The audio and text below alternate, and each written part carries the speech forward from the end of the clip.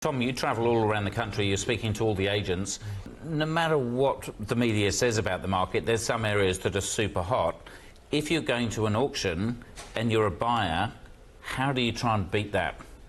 Okay, so the decision for a buyer is, do they actually try and take the property off the market so they're going to be able to compete only against the vendor and not other buyers? And that's, putting a pre-auction offer and tempting the vendors to accept it, or whether to actually go to the auction and scare everyone off by having a loud voice and, being very aggressive in your bidding.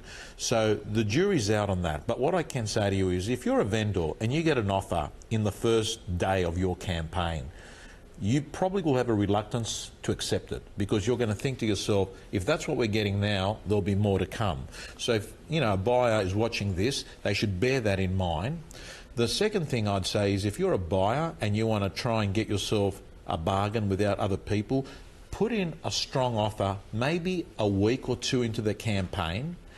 Tell the agent, who will then convey to the vendor, that you've got a deadline by 5 p.m. Friday to have your offer accepted, or that your offer is being taken off the table, and put in a good offer, right? An offer that's going to help the vendor sit there and think, you know what? If we don't take this, they're going. So it puts them in a dilemma that maybe the safest thing is to take the offer. So I'd say that that's probably your best strategy pre-auction.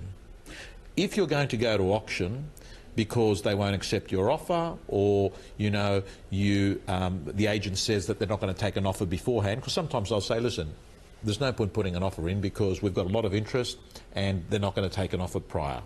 If you're going to go to auction, Chris, I reckon that they rock up with an expensive car like yours. They, they let everyone in the street know that you've got plenty of money, and they bid first, they bid aggressive, and they create the perception that they're not going to stop. And that might scare a few people that are going to think, you know what? What's the point? We can't get this place. These people are going to fight for it to the end. That's probably your best strategy. And look, there's no guarantee, because in the old days I used to go on a little push scooter, those little things that the kids have got, or my push bike, right, all sweaty from going up and down the hills in the eastern suburbs, and I was like, I've got no money. I'm so poor, I can't even afford a car, and I'm only offering you whatever I can, so you never know. I've got to say it. There's something about English people. They're so smart. They're always trying to out. I've got to hand it to you, Chris. That's why you've gone so far. Like showing up with a push. You never know. But I've done the pinstripe soup as well.